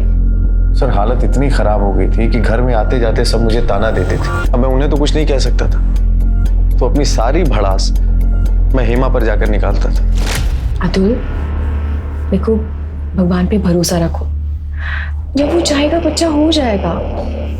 और अगर हमारी किस्मत में है ही नहीं तो हम क्या कर सकते हैं? दिमाग खराब है तुम्हारा। हम भगवान और किस्मत के भरोसे नहीं बैठ सकते। अब तू भी बताओ क्या करूं मैं? सर 7 महीने पहले हमने ये प्लान बनाया कि सबको जाकर के झूठ कह देंगे कि हेमा प्रेग्नेंट है, और प्रेगनेंसी के 7वें महीने में ये किडनैपिंग का नाटक, ताकि हेमा जब लौटकर वापस जाए और सबको बताए कि उसने अपने बेटे को खो दिया है, तो पूरे परिवार की सिंपैथी मिले और हमें ताना भी नहीं सुनना पड़े। सर मैंने तो अतुल को कहा था कि ये सब करने का कोई फायदा नहीं है, लेकिन इन्होंने। तुम दोनों कुछ पागल हो क्या, या अपना दिमाग इसी तरह की घटिया प्लानिंग में इस्तेमाल करते हो? कभी IVF सेंटर का नाम नहीं सुना आप लोगों ने? वही चले जाते। न जाने तुम जैसे कितने कपल्स जो औलाद के लिए तरसते हैं, उन्हें अपनी औलाद मिली है वहां से। यार really sorry sir. We are sorry.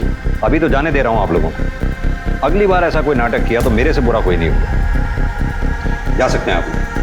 Thank you sir. Thank you sir.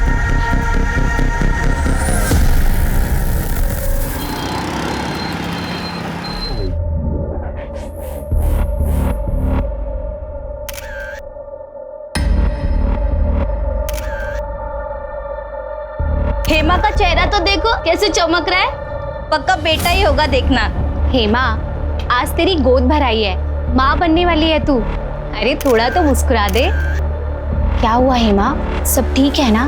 तू कुछ परेशान लग रही है। जया भाभी, हेमा का पूरा परिवार है उसका ध्यान देने के लिए, आप अपना देखिए। आपको भी तो 2 महीने में बच्चा होने वाला है। बाकी हेमा को डरने की कोई जरूरत नहीं है ना हेमा?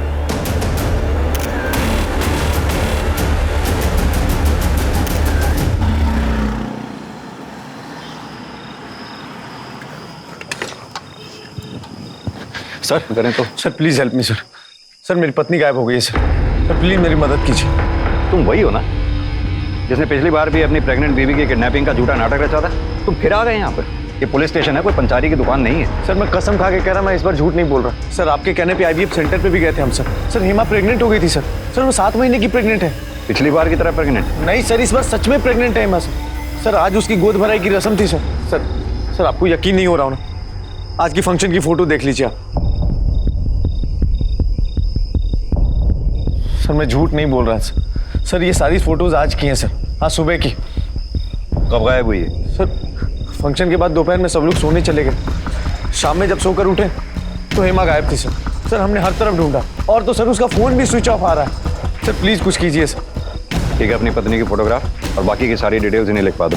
लेकिन अगर ये इस बार भी नाटक हुआ तो इस बार तुम्हें दोनों पति पत्नी को जेल में बैठ के नाटक खेलना पड़ेगा। नहीं सर, कोई नाटक नहीं, मैं बिल्कुल सच कह रहा हूँ सर। हाँ मेरे साथ। जी सर। 7 महीने की गर्भवती औरत कहां जा सकती थी और क्यों? क्या इस बार उसे सचमुच किसी ने अगवा कर लिया था, या फिर पिछली बार की तरह वो खुद अपनी मर्जी से कहीं चली गई थी? झूठी किडनैपिंग के बाद हेमा के साथ क्या हुआ? सर मोबाइल लोकेशन रिकॉर्ड के मुताबिक हेमा का फोन 1 फरवरी को शाम के 4 बजे शताब्दी नगर में स्विच ऑफ हुआ है। शताब्दी नगर? सर वहाँ करने क्या गई थी हेमा? पता नहीं सर, मैंने अतुल को भी पूछा था, उसे भी कोई आइडिया नहीं है क्या करने गई थी वो वहाँ। आइडिया नहीं है, बता नहीं रहा हूँ। खैर वो तो पता चल ही जाएगा। हेमा के कॉल रिकॉर्ड्स का क्या हुआ? हेमा के कॉल रिकॉर्ड्स के मुताबिक ज़्यादातर कॉल्स फैमिली मेम्बर्स को किए गए हैं, खास करके अतुल को। सिर्फ एक नंबर ऐसा है जिस पर लगातार हेमा की 1 महीने तक बात हुई थी, लेकिन हेमा के गायब होने के 1 महीने पहले बातचीत बिल्कुल बंद हो गई थी। पता करो ये नंबर किसका है।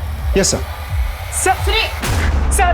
सर मेरी बेटी सर मेरी। आप बाहर चलिए, आप ऐसे अंदर नहीं आ सकते। सर चलिए सर, मेरी बेटी को बचा। सानिका मैडम बोल लें, कहिए क्या बात? सर मेरी 1 दिन की बेटी गायब हो गई है सर, मेरी मदद कीजिए सर, उसे वापस ला दीजिए प्लीज सर, मेरी मदद कीजिए। सर कल सुबह सिटी नर्सिंग होम में सोनाली की डिलीवरी हुई थी और तकरीबन 11 बजे हमारी बेटी पैदा हुई थी। सर आज सुबह जब सोनाली वॉशरूम से आई तो हमारी बेटी गायब थी सर। हमने सारा हॉस्पिटल देख लिया लेकिन हमारी बच्ची कहीं नहीं मिली सर। सर मेरी बेटी को वापस ला दीजिए सर, उसे ढूंढ दीजिए सर। देखिए आप शांत हो जाइए, चिंता मत कीजिए, हम जल्द से जल्द आपकी बच्ची को ढूंढने की कोशिश करेंगे। आप कंप्लेंट लिखवा दीजिए बाहर। तिवारी मैडम, इनकी कंप्लेंट ले लो आप। सर, शताब्दी नगर में एक औरत की लाश मिली है।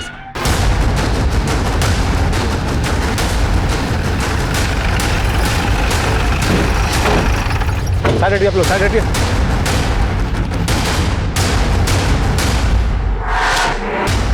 पोस्टमार्टम रिपोर्ट के मुताबिक औरत की उम्र 25 से 26 साल है। ज्यादा खून बहने की वजह से कल रात को यानी कि 2 फरवरी की रात 8 से 9 बजे के बीच उसकी मौत हुई है। सर यूट्रस के साइज के हिसाब से करीब 7 से 8 महीने का भ्रूण था। मतलब कि बच्चे को जन्म से पहले उस औरत का पेट काटकर बाहर निकाला गया।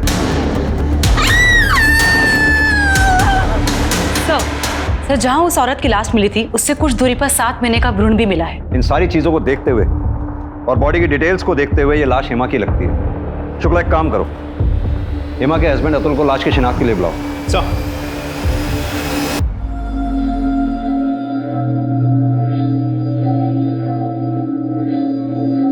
बॉडी के ऊपर से हमें एक कपड़े और गहने मिले।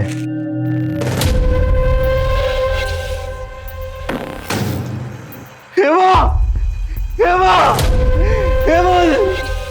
हेमा! एक और बॉडी है। बच्चे की बॉडी हमें इन्हीं के पास से मिली थी। दोनों बॉडीज के ब्लड सैंपल हमने टेस्ट के लिए भेज दिए, लेकिन हम कंफर्म कर पाए कि ये बच्चा इन्हीं का है। देखिए, मैं जानता हूँ ये मौका नहीं है ऐसे सवाल करने का, फिर भी क्या कोई ऐसा है जिस पे आप लोगों को शक हो, जो ये कर सकता हो? सर हम आपको पहले ही बता चुके हैं, हम बहुत सिंपल लोग हैं सर।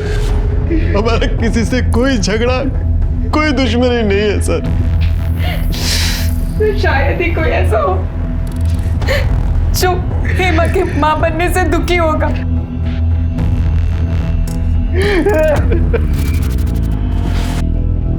शुक्ला, मेरे पूरे कैरियर में मैंने ऐसा केस कभी नहीं देखा जिसमें किसी औरत का पेट चीरने के लिए सर्जिकल इक्विपमेंट का इस्तेमाल किया गया। कातिल बच्चे को जिंदा रखना चाहता था या फिर उसे मारना चाहता था? इस हद तक वो हेमा से नफरत करता था कि उसका चेहरा तक बिगाड़ दिया। लेकिन क्यों?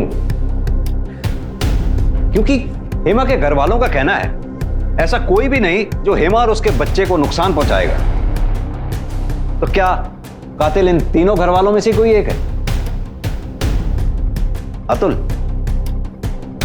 कहीं ऐसा तो नहीं अतुल अपनी बीवी से झूठे प्यार का और फिक्र का दिखावा हमारे सामने कर रहा हो? लेकिन सर मुझे ये समझ में नहीं आ रहा है अतुल का मकसद क्या हो सकता है।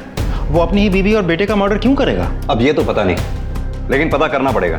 शुक्ला, तुम्हें इस केस में कुछ भी अजीब नजर नहीं आ रहा? सर अभी तक तो नहीं, लेकिन एक टीम लगातार पूछताछ कर रही है। आई एम श्योर बहुत जल्द कोई ना कोई क्लू हाथ लग जाएगा। सर शताब्दी नगर में एक दाइमा है जो इस पूरे तहसील में घरों में बच्चों की डिलीवरी करवाती है। और सर हेमा का मोबाइल उसके घर के पास ही स्विच ऑफ हुआ था।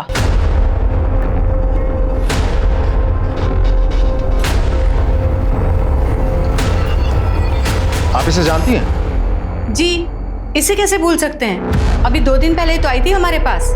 क्यों आई थी आपके पास? जाके एक समस्या थी, वही हल कराने आई थी हमारे पास। दाइमा, क्या आप मेरी मदद कर सकती हैं? मुझे बच्चा नहीं चाहिए, प्लीज गिरा दीजिए इसे। बौरा गई है क्या? हाँ, क्या बोल रही है? अरे हम इन हाथों से दुनिया में नया जीवन लाने का काम करते हैं और तू हमें जीव हत्या करने को कह रही है? अरे क्यों मारना चाहती है अपने बच्चे को? बिटिया, वो बड़े किस्मत वाले होते हैं जिन्हें ऊपर वाला औलाद देता है। तो आप ये बच्चा गिराने में मेरी मदद नहीं करेंगी? ना बिटिया, ये पाप हमसे तो ना होगा। क्या हेमा अपना बच्चा गिराना चाहती थी? हाँ, तो यही तो बोल रहे हैं हम आपको इतनी देर से। उसने कुछ बताया कि वो क्यों अपना बच्चा गिरवाना चाहती थी? नहीं, हमने भी बहुत पूछा पर कुछ बोली नहीं वो। अच्छा, कोई आया था उसके साथ या वो अकेली आई थी? आई तो अकेली थी, पर हाँ बार बार अपना फोन देख रही थी। क्या देख रही थी मोबाइल में? वो तो मालूम नहीं, लेकिन वो बोली कि दाइमा, क्या मैं फ़ोन चार्ज कर सकती हूँ यहाँ पे? वो देखिए ना, बैटरी ख़त्म हो रही है तो फ़ोन बंद हो जाएगा। बिटिया, हमें तो कोई दिक्कत नहीं है, पर तुम खुदे देख लो, बिजली नहीं है, शाम को 6 बजे तक आएगी। अच्छा, आप ये बता सकते हैं ये कितने बजे के आसपास की बात रही होगी? जी कोई शाम के 4 बजे होंगे। शुक्ला, बड़ी अजीब सी बात है। हेमा बच्चा चाहती थी, बच्चे को जन्म भी देने वाली थी, वो भी लड़का जिसके लिए उसकी फैमिली ने उसे परेशान कर रखा था। सुबह ही उसकी गोद भराई हुई थी, फिर अचानक ऐसा क्या हुआ होगा जिसके लिए वो बच्चा अबॉर्ट करवाना चाहती थी? माजरा क्या है, कुछ समझ में नहीं आया। सर वैसे हमने विमला दाई का बयान चेक कर लिया है, वो सच बोल रही थी। उस एरिया में दोपहर 2 से शाम के 6 बजे तक बिजली नहीं रहती और उस एरिया में आसपास कहीं भी सीसीटीवी कैमरा भी नहीं है। सीसीटीवी नहीं है, पर यह तो हो सकता है कि किसी इंसान ने कुछ देखा हो, कुछ सुना हो। हेमा उस दिन अपना फोन चार्ज करना चाहती थी। शुक्ला, हेमा के साथ जो कुछ भी हुआ तो 4 बजे से 9 बजे के बीच में हुआ। सर हेमा के कॉल रिकॉर्ड्स में जो नंबर मिला था जिस पर 1 महीने तक उसकी लगातार बात हुई थी और उसके गायब होने से पहले अचानक 1 महीने पहले उसकी बातचीत बंद हो चुकी थी, वो नंबर महेश शर्मा का है। ये Mahesh Sharma nature IVF clinic में पार्ट टाइम वार्ड बॉय का काम करता है, जहां हेमा अपने बच्चे के ट्रीटमेंट के लिए गई थी। महेश शर्मा? सर ये महेश शर्मा तो सिटी नर्सिंग होम में भी वार्ड बॉय का काम करता है और जिस दिन मयूरेश और सोनाली की 1 दिन की बेटी गायब हुई थी उसी दिन से वो काम पे नहीं आ रहा है, फोन भी स्विच ऑफ आ रहा है। सर महेश का फोन ऑन हुआ और उसकी लोकेशन भी ट्रेस हो गई। शुक्ला, इससे पहले कि वो दोबारा फोन बंद करे या गायब हो जाए, उठा के ले आओ उसे। ऐसे ही मारा था हेमा और उसकी बच्ची को, ऐसे ही मारा था। बोल। हम कुछ नहीं किए, सब सच बता रहे हैं, कसम खा के बोल रहे हैं साहब, हम निर्दोष हैं, हम कुछ नहीं किए। झूठी कसम खाना छोड़ और सच उगलना शुरू कर, वरना हेमा और उसकी बच्ची के मर्डर के जुर्म में यही जिंदगी भर सड़ेगा, समझा? सच ही तो बोल रहे हैं साहब, वो हेमा मैडम जी से थोड़ी बातचीत हो जाती थी, उसके बाद बस उतना ही था साहब। फिर वो एक दिन चेकअप को आई तो ए सिस्टर, ऐसे मुंह लटकाए काहे बैठी हो? अरे माँ बनने वाली हो, जरा खुश रहा करो। महेश भाई, कैसे खुश रहूं मैं जब पता है कि मेरे पेट पे बेटा नहीं एक बेटी है, वो बेटी जो किसी को भी नहीं चाहिए। मैं जाके भी अपनी बेटी को नहीं रख सकती। हो सकता है कि मैं अपनी बेटी को खुद ही मार दूं। माँ होकर ऐसे राक्षस जैसी बातें काहे को करती है? अरे कितने भले मानस है जो बच्चा गोद लेने के लिए तरस रहे हैं, उन बेचारों को दे दो, उनका जीवन सफल हो जाएगा। हेमा को ये किसने बताया कि उसके पेट में लड़का नहीं लड़की है? डॉक्टर ने? हमका बताए, कौन बताया? हमें तो वही बताई थी। फिर 1 महीने बाद हेमा मैडम जी अपनी वादे से मुकर गई और हमारी जान आफत में आ गई। काहे कि हम सामने वाली फैमिली से बेटी देने के लिए एडवांस पहले ही उठा लिए थे, इसलिए हम सोनाली की बेटी को चुरा लिए। इसे पता लगवाओ कि सोनाली और मयूरेश की बेटी कहाँ पर है, उसे यहाँ लेकर आओ। इसके ऊपर इलीगल अडॉप्शन, किडनैपिंग, हेमा और उसके बच्ची के मर्डर का चार्ज लगाओ। और हाँ, इसके कॉल रिकॉर्ड्स और मोबाइल लोकेशन रिकॉर्ड सारे निकलवाओ। पता करो 2 फरवरी को ये कहाँ था जिस दिन हेमा शताब्दी नगर गई थी, जहाँ उसका मर्डर हुआ था।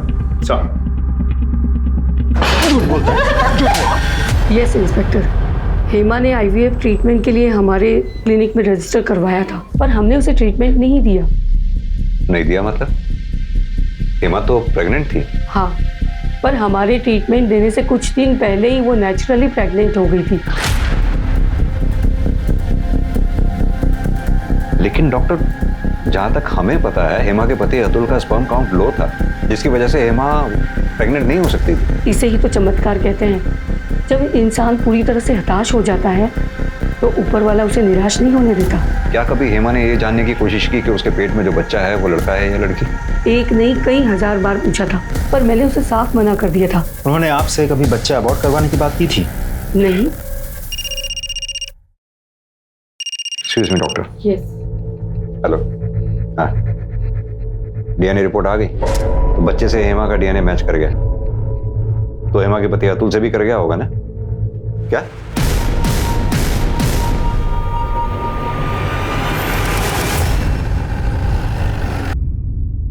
ये क्या बकवास है सर? ऐसा कैसे हो सकता है? हेमा के पेट में पलने वाला बच्चा अतुल का नहीं होगा तो किसका होगा? जरा तमीज से बात कीजिए। ऐसा मैं नहीं, डीएनए रिपोर्ट कह रही है कि हेमा के पेट में जो बच्चा था वो अतुल का नहीं था। हाँ, तो क्या भरोसा कि जो डीएनए रिपोर्ट में लिखा है वही सच है? हो सकता है कि जबरदस्ती आप ये हेमा के पेट में पलने वाला बच्चा अगर मेरा नहीं था तो वो राजेश भाई साहब का ही होगा। तो क्या पक रहा है? होश में है? थोड़ी तो शर्म कर। मुझे शर्म नहीं आ रही। अरे आपको शर्म आई थी, भूल गया? जब हेमा प्रेग्नेंट नहीं हो रही थी तो आते जाते कैसे ताला देते थे। और उस दिन भाई साहब जब मैं ऑफिस जा रहा था, अरे तब तो हद कर दी थी आपने। अरे अतुल। हाँ भैया। 6 साल हो गए तेरी शादी को, है? कुछ बच्चे के बारे में सोच रहा है? तुझसे नहीं होता तो मुझे बोल, मैं करता हूँ। अतुल, वो बच्चा राजेश का भी नहीं हो सकता। अगर ऐसा होता तो डीएनए रिपोर्ट में राजेश का भी डीएनए 50% मैच होता। हेमा के बच्चे का बाप कोई और ही था। सुन लिया ना अतुल, पड़ गई ना आप कलेजे में ठंडक। मैं आज अपने बड़े भाई को सबके सामने बेइज्जत कर दिया, वो भी उस भाई को जिसने कभी तुझे अपना छोटा भाई नहीं समझा बल्कि हमेशा अपना बेटा माना।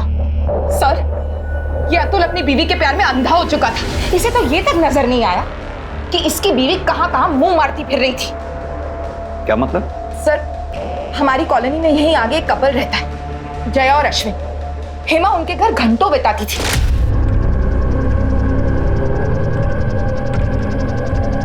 हेमा,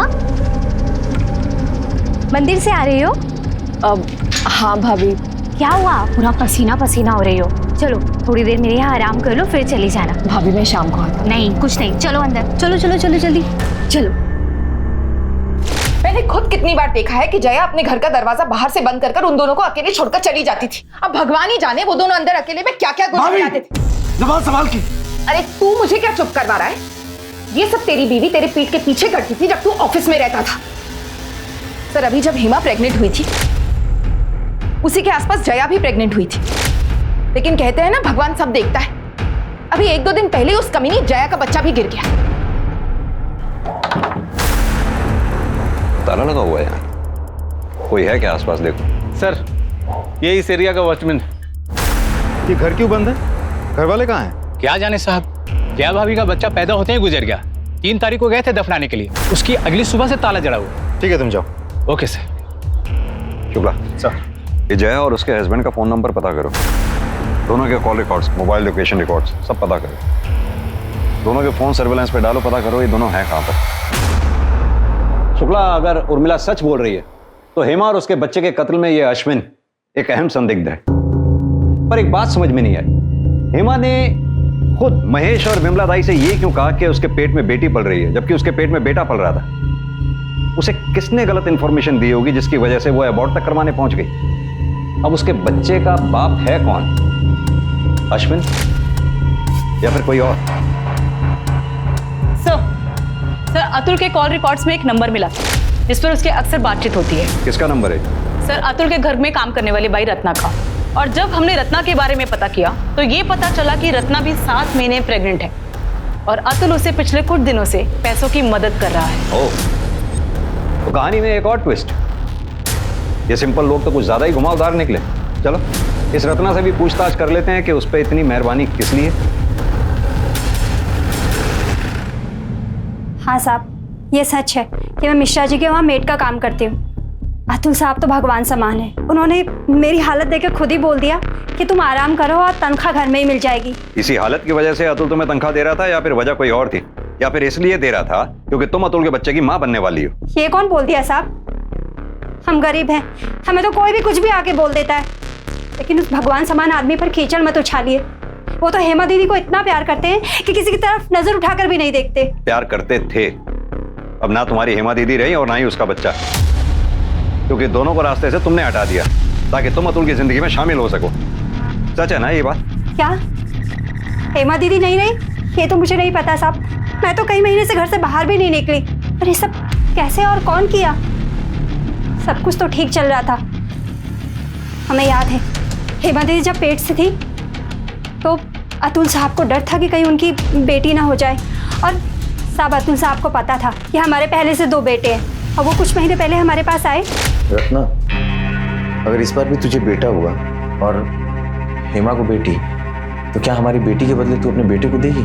किसी को कुछ पता नहीं चलेगा, तेरे पति को भी नहीं। बोल, देगी अपने बेटे को? और इसके बदले में मैं तुझे 5 लाख रुपए भी दूंगा। फिर जब तुम्हें यह पता लगा कि हेमा के बेटा होगा, तुम्हें 5 लाख रुपए जाते हुए नजर आए, इसलिए तुमने हेमा और उसके बच्चे को रास्ते से ही हटा दिया ताकि अतुल की जिंदगी में ना सिर्फ तुम्हारा बच्चा और तुम भी आ जाओ। नहीं साहब, जितना आप बोल रहे हो उतना तो दिमाग भी नहीं है हमारे पास। कसम से साहब, हमने हेमा दीदी को नहीं मारा। Excuse me sir. बोलो mister. Good, very good sir. Jai और अश्विन पकड़े गए।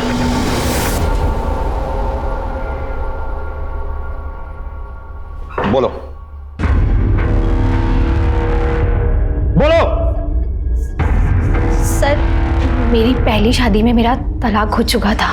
मेरे पहले पति ने दोनों बच्चों को अपने पास ही रख लिया था। उसके बाद मैं अश्विन से मिली और हम दोनों ने शादी कर ली, जबकि मैं मेरी पहली शादी में ही अपनी नसबंदी करा चुकी थी।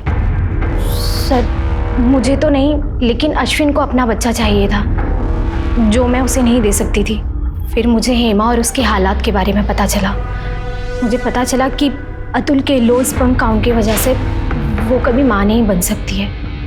फिर हमारे बाबा जी ने हमें बताया कि हमारी किस्मत में बच्चा है, लेकिन वो हमें हेमा के ज़रिए मिल सकता है। इसलिए फिर मैंने हेमा से धीरे धीरे दोस्ती बढ़ाई। उसके बाद वो अपना दुख बताने के लिए मेरे पास आती थी और फिर मैं उसे लस्सी या जूस में नशे की गोलियां मिलाकर दे देती थी, जिससे वो सो जाती थी। और उसके बाद अश्विन उसके साथ संबंध बनाते थे इस उम्मीद में कि वो हमें हमारा बच्चा देगी, वो बच्चा जिसे वो अनजाने ही हमारे लिए पैदा करेगी। फिर हेमा ने एक दिन मुझे बताया कि वो बिना IVF ट्रीटमेंट के नेचुरल तरीके से प्रेग्नेंट हुई है। तो हम समझ गए थे कि वो बच्चा अश्विन का ही है। उसके बाद हमने अपना प्लान आगे बढ़ाया और फिर मैंने भी सबको बोला कुछ दिन में कि मैं भी अब प्रेग्नेंट हूँ। हेमा मुझे बताती थी, बल्कि हेमा क्या बताती थी, मैंने खुद देखा था कि उर्मिला उसके साथ अच्छा बर्ताव नहीं करती थी, क्योंकि हेमा एक बेटी को जन्म देने वाली थी।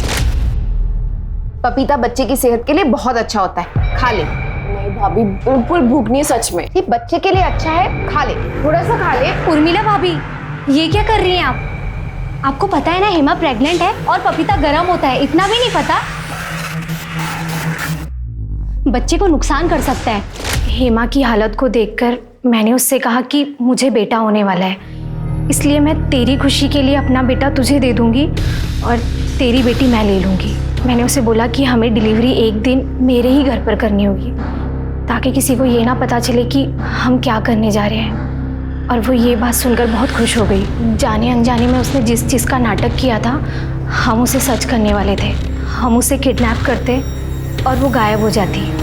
उसके बाद उसका बच्चा हम ले लेते और सबको ये बोलते कि मैंने उस बच्चे को जन्म दिया है। सर, हेमा पहले ही गायब हो गई थी। हमें डर था कि हम किसी ना किसी मुश्किल में फंस जाएंगे और इसीलिए हमने जय के मिसकैरेज का नाटक किया और एक गुड़िया को दफना दिया, ताकि लोग समझे कि वो हमारा बच्चा था। और उसके बाद हम अपने गांव में जाकर छुप गए। इतनी मर्दानगी फूट रही थी। शुक्ला सर, अश्विन का DNA सैंपल लो और हेमा के बच्चे से मैच करके देखो। अश्विन पे हेमा के रेप का चार्ज और इन दोनों पे हेमा और उसके बच्चे के मर्डर का चार्ज लगाओ। नहीं सर, हमने हेमा को नहीं मारा। इतनी मक्कारी की है, क्या पता कि अब भी सच बोल रहे हों।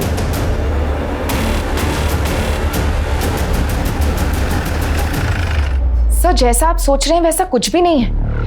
मुझे नहीं पता जया ने आपसे झूठ क्यों बोला। जया को झूठ बोल के क्या मिलेगा, लेकिन आपको सच बोल के थोड़ी बहुत राहत जरूर मिल सकती है उर्मिला जी।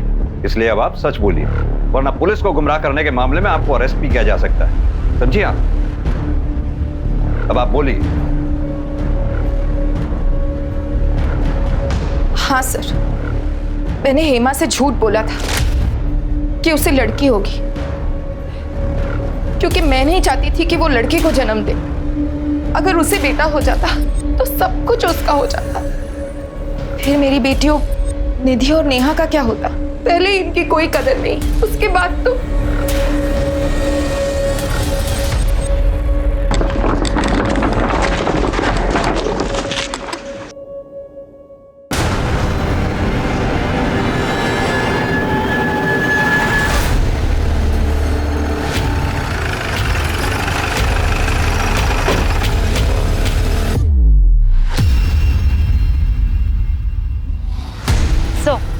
हेमा की तरह ये औरत भी प्रेग्नेंट थी, इसका भी पेट काटा गया है। और सर, चेहरा भी उसी तरीके से बिगाड़ा गया है ताकि पहचान ना हो सके।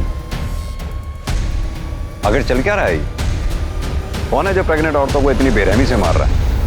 ये तो तय था कि ये किसी एक ही अपराधी का काम था, क्योंकि दोनों महिलाओं को एक ही तरीके से मारा गया था और गर्भ से बच्चा निकालने के लिए बाकायदा सर्जिकल इक्विपमेंट्स का इस्तेमाल किया गया था और मां और बच्चे का शव भी आसपास ही पाए गए थे। ऐसा लग रहा था कि कोई जानबूझकर गर्भवती महिलाओं को निशाना बना रहा था। ये लीजिए आपकी चाय। अरे भाभी रुकिए। एक मिनट में बाहर गया, आपको शांति नहीं है। लो मुझे दो। डॉक्टर ने आपको मना किया ना, अंकुश भैया का जो भी काम है मैं करूंगा। मुझे बताओ। मिलिंद, अरे उसका काम उसे करने दे, तू अकेले क्या क्या करेगा? क्या क्या कर सकता हूँ उसकी लिस्ट मैं आपको बाद में दूंगा। मैं जा रहा हूँ फिलहाल मार्केट आपके लिए फ्रेश सब्जियां लेने के लिए और आपके लिए फ्रूट्स लेने के लिए। तब तक आप यहाँ बैठेंगे, ठीक है? आइए आराम से आराम से आराम से आराम से। और इनका ख्याल आप रखेंगे, ठीक है? ठीक है। कूड़े के पास जिस औरत की डेड बॉडी मिली थी उसकी फोटोग्राफ आसपास के पुलिस स्टेशन में भेज दी ना? जी सर। साहब मेरा नाम गणेश है साहब। मेरी जोरू कल सुबह से गायब है साहब। दोनों बेटों को बोलकर गई थी कि घंटे भर में काम से वापस आ जाएगी और अभी तक लौट कर नहीं आई साहब। अब तो उसका फोन भी बंद आ रहा है साहब। नाम क्या है तुम्हारी बीवी का? रत्ना। रत्ना? जी। फोटो वगैरह है? जी। ये देखिए सर। और कोई निशानी? साहब उसके हाथ पे गुदा भी हुआ है यहाँ पे।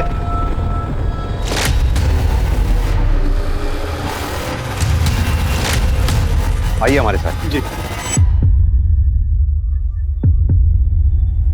रत्ना, रत्ना ये क्या हो गया तुमको रत्ना? रत्ना की बॉडी के साथ एक बच्चे की भी बॉडी मिली। रत्ना को भी ठीक उसी तरह से मारा गया था जैसे कि हेमा को। रत्ना भी हेमा की तरह प्रेग्नेंट थी। अर्जेंट बेसिस पे रत्ना के कॉल रिकॉर्ड्स और मोबाइल लोकेशन रिकॉर्ड्स निकलवाओ। पता करो उसके मोबाइल की लास्ट लोकेशन क्या थी। ये जो भी है, इससे पहले कि वो दूसरी प्रेग्नेंट लेडीज को अपना शिकार बनाए, हमें उस तक पहुंचना होगा। क्या रत्ना के मर्डर की वजह उसकी प्रेगनेंसी थी या फिर कुछ और? इधर अश्विन और जया पाटिल की बात सच साबित हो गई। मिसकैरेज का नाटक करके उन्होंने गुड़िया ही दफनाई थी, ये बात पुलिस इन्वेस्टिगेशन में साफ हो गई। फिर सवाल ये उठता है कि अगर अश्विन और उसकी बीवी निर्दोष हैं, तो गर्भवती औरतों का पेट चीरकर निकाले गए अजन्मे बच्चों के केस में दोषी कौन है? इन दोनों औरतों के साथ क्या और क्यों हुआ? Are you sure? सर 100%। ये देखिए, रत्ना के मोबाइल की लास्ट लोकेशन शताब्दी नगर दिखा रहा है, विमला दाइमा के घर के पास, जो कि हेमा की भी लास्ट लोकेशन थी। सर आज तक हमें ना हेमा का मोबाइल मिला और ना ही रत्ना के मोबाइल के बारे में कुछ पता चला। सर इतना सब कुछ महज एक इत्तेफाक नहीं हो सकता। चलो शुक्ला। सर। क्या रत्ना मर गई? कैसे? और साहब अगर रत्ना मर भी गई है तो इसमें हमारी क्या गलती है? आपने मेरा घर क्यों उलट पुलट कर रखा हुआ है? रत्ना के फोन की लास्ट लोकेशन के मुताबिक रत्ना का फोन यहीं पे स्विच ऑफ हुआ है। अब आप ये मत कहिएगा कि उस वक्त बिजली नहीं थी, क्योंकि बिजली उस वक्त उस दिन भी थी। हाँ तो साहब हमने कब कहा कि यहाँ बिजली नहीं थी या रत्ना यहाँ नहीं आई थी? आई थी वो जांच करवाने के लिए, फिर चली गई। कहाँ चली गई? अब ये हमें कैसे पता साहब? सर ये देखिए, एक नहीं तीन फोन मिले और तीनों के तीनों स्विच ऑफ। किसके फोन है ये? जी वो हमारे बेटे के हैं, उसको अलग अलग फोन रखने का शौक है। थैंक यू सो मच भाभी, रिफ्रेश कर दिया जो उसने, इसकी बहुत जरूरत थी। शुक्ला सर, हेमा का नंबर डायल करो।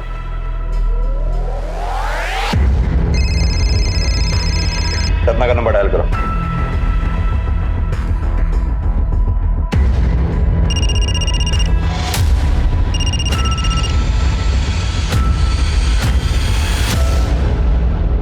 सब मिलिन नाम है उसका।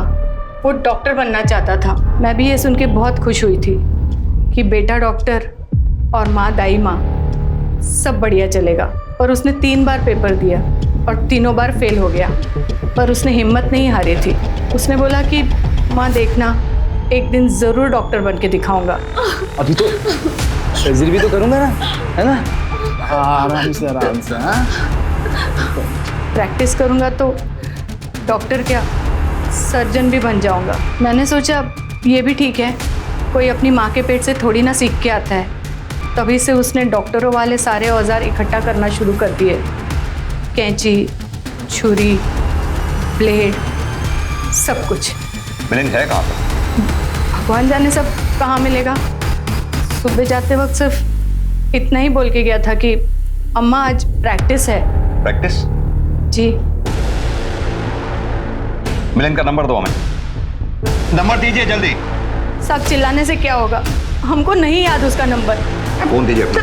शुक्ला, मिलन का नंबर निकालो। हेलो, हाँ, मैंने अभी अभी आपको एक नंबर भेजा है। मुझे तुरंत उस नंबर की लाइव लोकेशन चाहिए।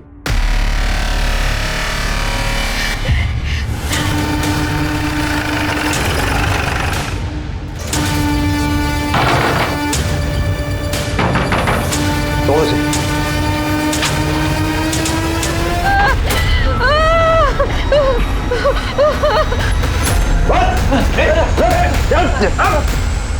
चिंता मत कीजिए, आप ठीक है ना? बहुत हो गई तेरी डॉक्टरी, बाकी की सर्जरी अब जेल में करना है। क्या है, तुम चैन से या प्रैक्टिस भी नहीं करने दे रहे हो। सॉरी भाभी, मैं आपकी मदद नहीं कर पाया। आपको किसी और डॉक्टर के पास जाना पड़ेगा। इससे ज्यादा मदद की जरूरत ना तुझे। चल तेरी मदद करते हैं, चल। अगर आप बीच में नहीं घुसते तो मैं अब तक सर्जरी कर चुका होता और मनीषा भाभी एक हेल्दी बच्चे को जन्म दे चुकी होती। इस बार मेरा एक्सपेरिमेंट पक्का सक्सेसफुल होता, पर आपने खराब कर दिया, मेरा ऑपरेशन रोक दिया। हेमा को क्यों मारा? मारा? मारा नहीं सर, मैंने तो उसकी मदद की थी।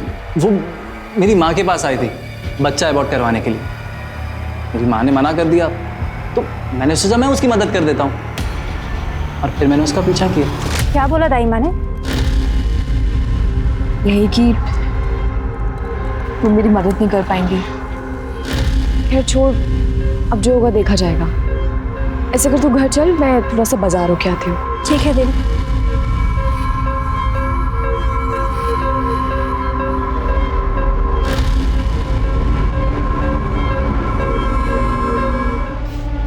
आप चाहो तो बच्चा अबॉर्ट करने में मैं आपकी मदद कर सकता हूँ। अब नहीं, आप घबराइए मत, मैं एक डॉक्टर ही हूँ और मैंने काफ़ी डिलीवरियाँ कराई है। प्रोसीजर बिल्कुल नॉर्मल है और इजीली अबॉर्ट हो जाएगा। आइए बैठिए ना। फिर मैं उसे अपने घर के पीछे खाली गोदाम में ले गया।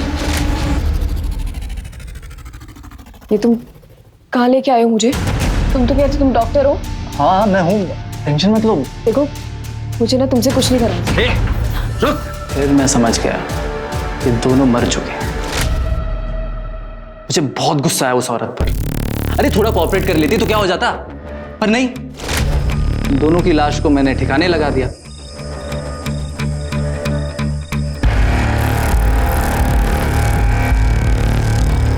हेमा से पहले वैशाली का मर्डर किया था ना? मर्डर नहीं, सर्जरी। एक्चुअली वो मेरा पहला एक्सपेरिमेंट था। बहुत खराब काम किया था मैंने। मुझे अपने आप पर बहुत गुस्सा आया। तूने उसकी बॉडी कहाँ फेंकी? उसकी बॉडी मैंने नदी में फेंक दी थी। रत्ना को क्यों मारा? रत्ना? वो मुझसे जवाब मांगने आई। उसकी हिम्मत देखिए। उस दिन जब हम हेमादी को छोड़कर ऑटो में बैठे थे तो हम देखे थे तुम कुछ बात कर रहे थे ना हेमादी से। सच बताओ, तुम ही ने मारा ना हेमादी को? सच बता दो, नहीं तो हम पुलिस के पास जाएंगे, फिर वही निपटेंगे तुमसे। सच जानना है ना तुम्हें? हाँ। तो आओ देखो। तुम ये कहाँ ले आए मुझे? काश मैं उन्हें यादगार के तौर पे अपने साथ रख पाता, पर कोई बात नहीं। याद के तौर पे मैंने उनके मोबाइल रख लिए। शुक्ला, अब तुम इसकी ऐसी सर्जरी करो ये चाहे भी तो कभी यहां से बाहर ना निकल सके।